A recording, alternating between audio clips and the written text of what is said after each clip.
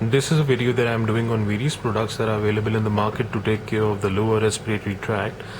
Patients who suffer from asthma or who have COPD, chronic obstructive pulmonary disease, which is itself a combination of chronic bronchitis or emphysema. And I've seen a couple of patients, every once in a while, who also suffer from this obstructive disease. It's not restrictive, it's obstructive. Because of the seasonal changes that take place here, and bronchospasm can also take place in response to some irritant. If the patient has a history of allergy or atopy, it's common to get bronchoconstriction, and obstructive airflow in the lungs can make them breathless, and they are symptomatic, they are short of breath. And there are many types of devices available in the market to help or cater for such patients.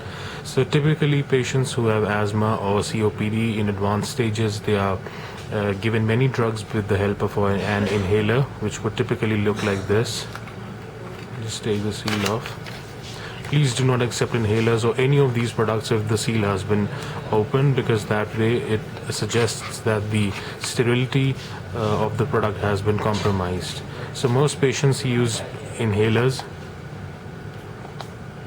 Everything that you use in asthma or COPD will come with a dust proof cap, because in asthma, dust can be triggers and it can exacerbate their condition. So most asthma patients or those with COPD use inhalers. Inhalers can be of many types: reliever drugs, controller drugs, steroids, bronchodilators, and some other adjunctive agents that are used. So this is typically the kind of a device which you expect patients to use. But the problem is that this device requires extreme control of muscles of the respiratory, of the abdomen, of the rib cage, external intercostal muscles, the diaphragm. And whenever you just actuate this, if I just show you, you just shake this, the canister, it just comes off really easily. And if we ask patients to prime this. Priming means that if they are using the canister for the first time, or if the canister has not been used for like 2 to 3 days, or if they've dropped the canister, so there's a good chance that whenever they actuate their canister, simple air will come out. So obviously this is not what we want. We want the patients to take their drugs, so we ask patients to prime it. Priming means that they actuate it a couple of times until they see a stream of the propelled or the aerosolized liquid or the medicine come out of the actuator. So I'll demonstrate how you are asked to close your lips tightly around the mouthpiece, and then how you are asked to inhale and then actuate this, and this requires considerable coordination. However, if the patient is a child or somebody who's pretty old and he cannot do this, then we usually ask them to use these spacer devices with the canister. This is very easy to use, and it takes out the coordination element that is associated with the use of all these canisters, because I'll just show that in a moment. Type of spacer, see, it fits in, it goes in, it fixes in. And now we ask patients to put their mouth around here, and they do not need to coordinate their movements, because I'll show you that when you actuate, maybe I should just prime it first.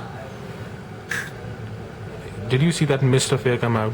This was basically the drug.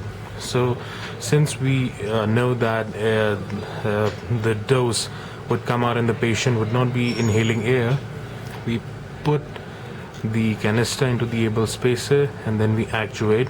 This should fill up with the mist of the drug. See, it turns cloudy. And now the patient would put his mouth around here, and he will exhale and inhale using his mouth only. And this way, one actuation and the drug comes out, and he breathes in and out like 4 to 5 times, and now he has taken 1 puff of the dose. If he is to take 2 puffs, he would just take it out, shake it, and then put it back again and repeat the process until he's taken his second dose.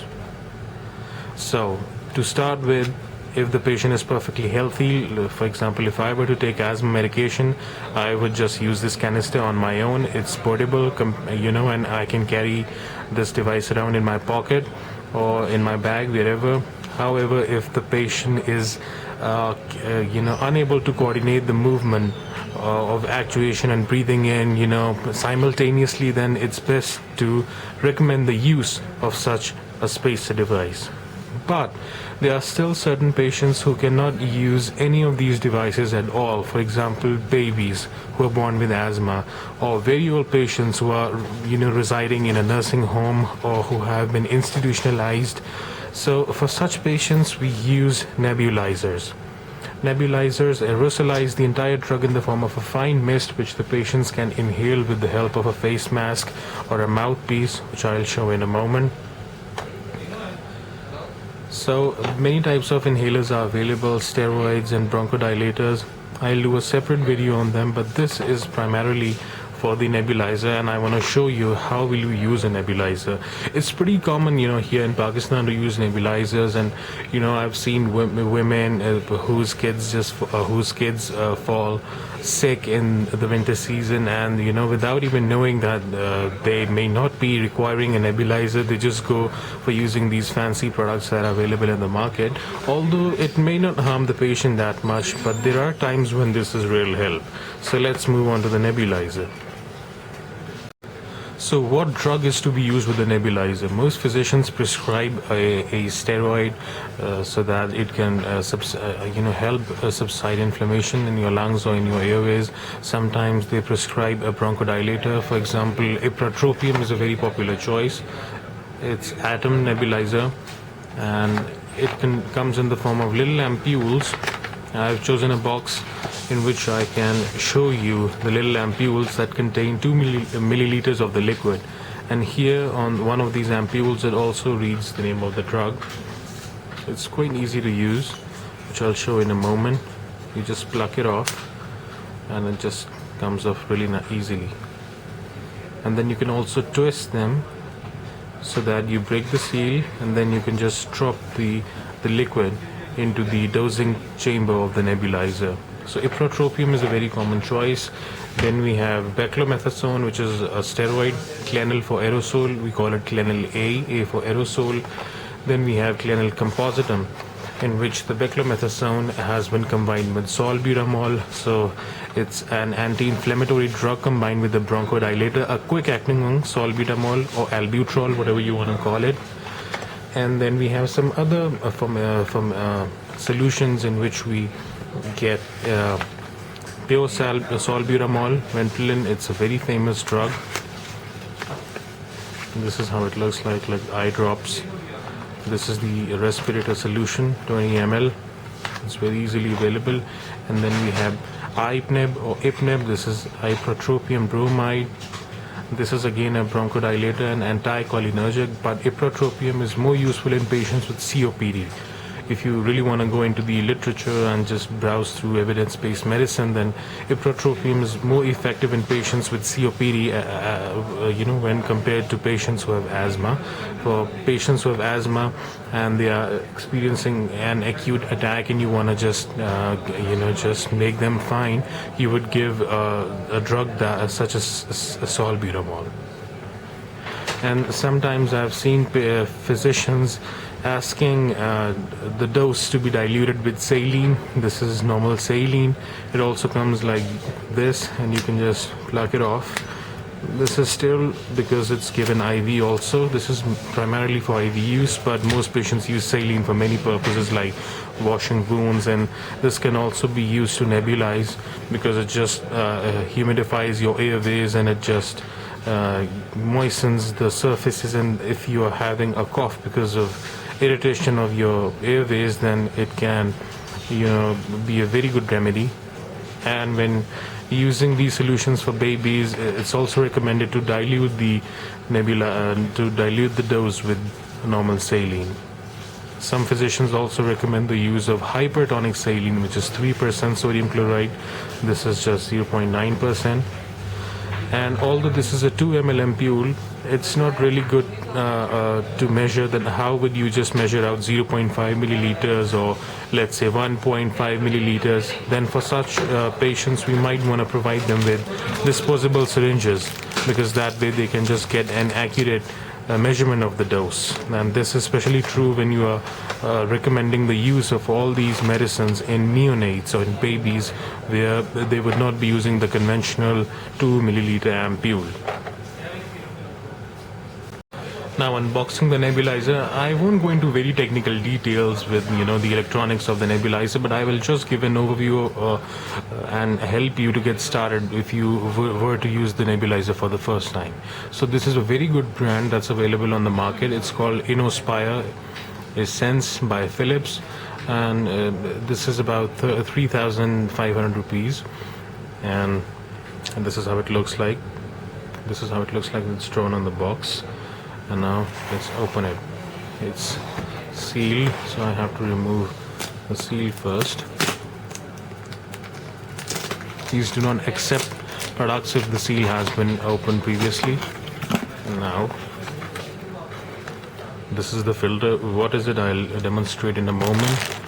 And then you have all these types of equipment. The mouthpiece, or this is the mouthpiece, the dosing cup, the tubing, and the face mask for infants, or pediatric face mask, and for adults. It's all here. I'll just show you how you assemble this in a moment. Then you have the user guide. It comes in so many languages. It's Russian and Hebrew and Arabic and Persian.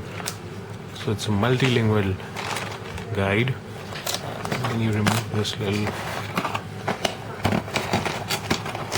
cardboard, and now you can witness the nebulizer. It looks something like this. Be careful when you remove this, because it's pretty heavy. It weighs about 1.5 kilo. This is what the user manual says, and this is how it looks like. This is the filter, this is the power button, and this is the wire. Now I've opened up the packet.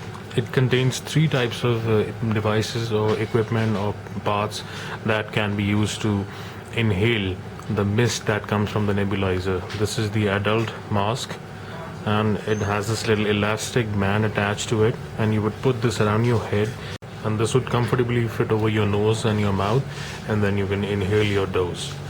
Then we have the pediatric face mask for babies or for infants, depending on which mask best fits your nose and your mouth. And then this is the dosing cup, in which you put the dose. You can just screw it on and off quite easily, and it has this little filter which just comes off like this, and it has a little perforated plate right here, and here it's totally sealed, and when you put the liquid in the dosing chamber, the seal ends make sure that it does not flow into the device, because that would damage the device. And this is the chamber where your entire dose is nebulized, or it's aerosolized, and then you just screw it on like this. You can also put your dose through here, but I recommend putting the dose in this region of the dosing cup.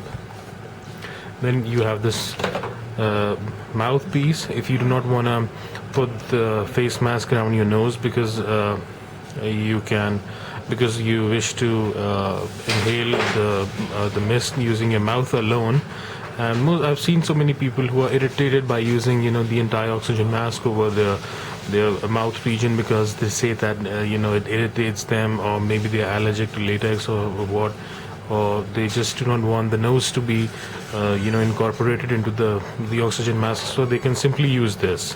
You would just seal your lips tightly around this area, and then you would inhale the dose. And then you have this tubing which connects the mouthpieces and the oxygen masks to the nebulizer. So to plug the nebulizer into the power source, you have to untie this. It's tied using a little string, and you untie this first. It's in the form of a little braid. You twist and you open it up, and now the wire is loose. Now I'll plug it in. This is the power button, and when it's at 0, it's slanted, it's powered off, and when you turn it to 1, it turns on. Here it has a little exhaust fan. If I place my hand here, I can feel cold air coming out of the device. And here, if I put my finger, obviously you cannot see it, but very strong jet of air is being propelled out. And whenever you buy this, please ask your pharmacy technician to show you that it's in proper working condition.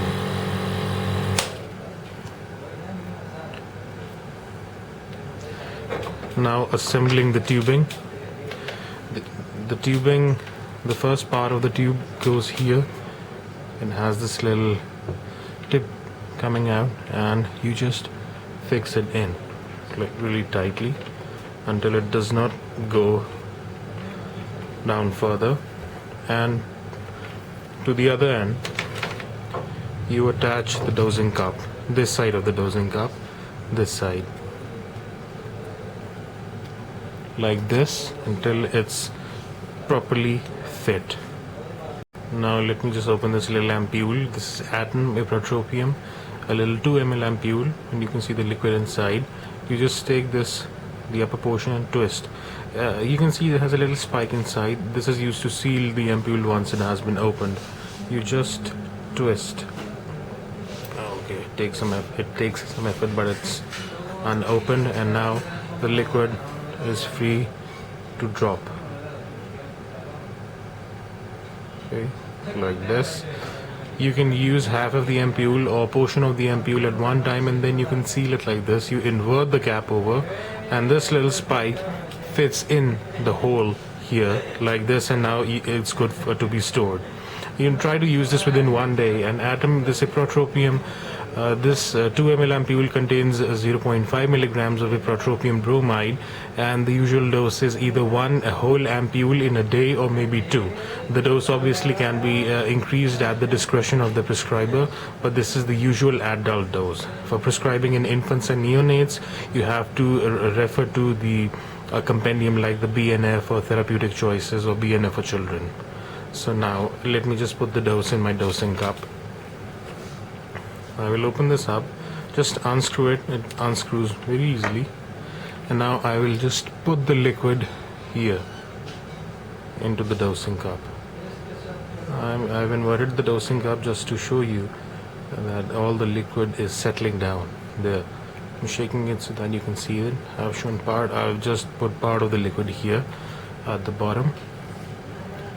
Okay, now I've emptied all the entire ampule, and this is your dose, the liquid here.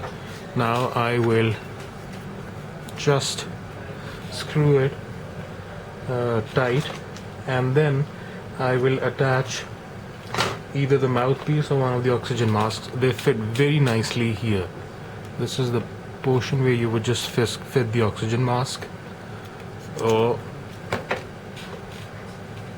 you can choose to fit the pediatric face mask. What I'll do right now is I'll attach the mouthpiece. And now I will turn the nebulizer on.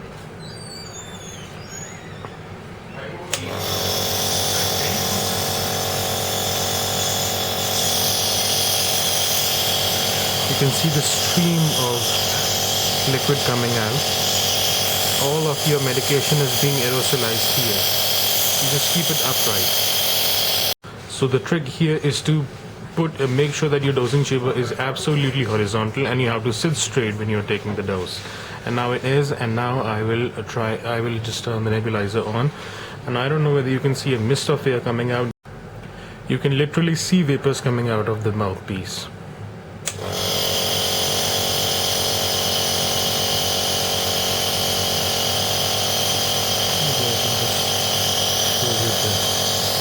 The mist, and this is your dose. Do you see the mist coming out? And you inhale that, and all of your dose is being aerosolized here.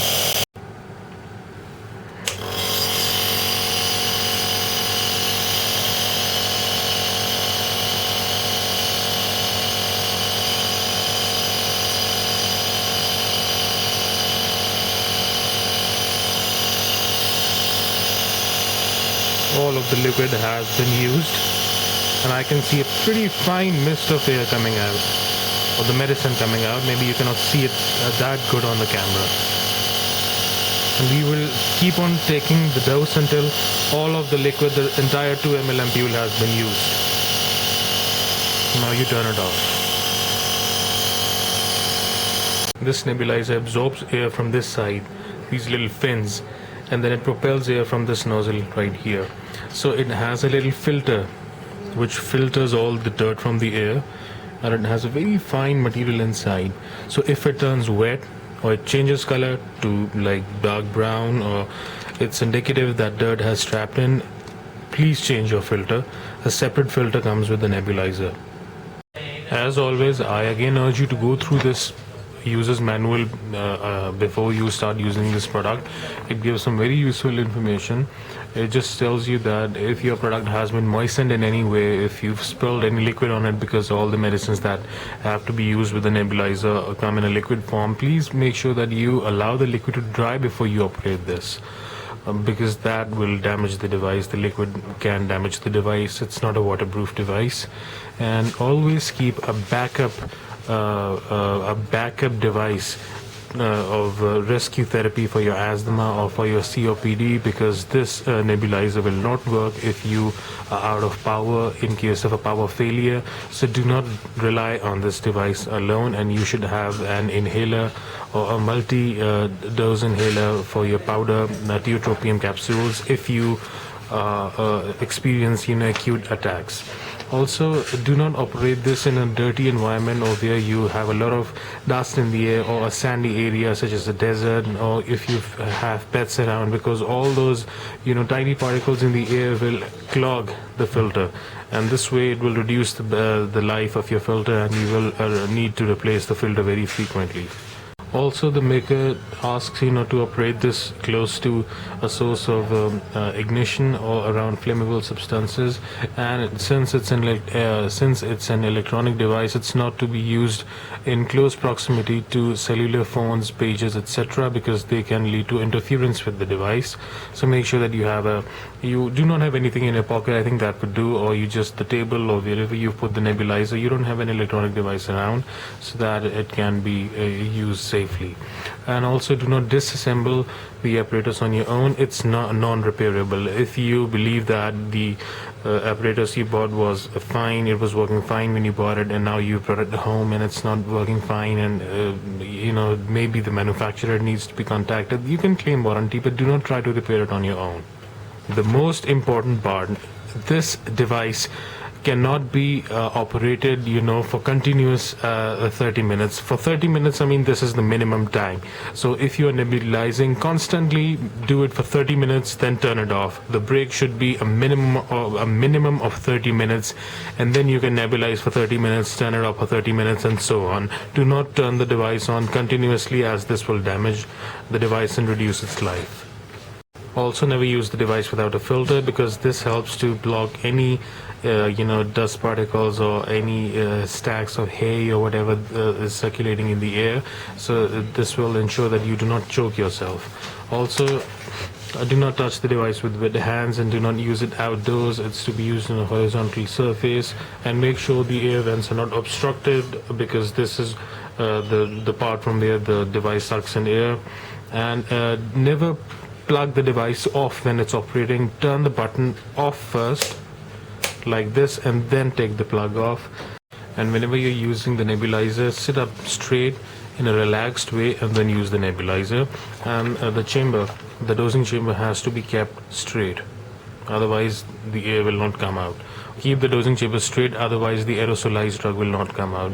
So this was a basic overview of the nebulizer. I hope it helps you to get started on this product. And for detailed information, please log on to philips.com, where you can just get complete product information, and please read your user's manual before you start using the product. So I wasn't able to demonstrate this product on someone, but definitely I'll do a video where I'll find a subject who will be wearing a mask, and I'll show them how you can put this around. So thanks.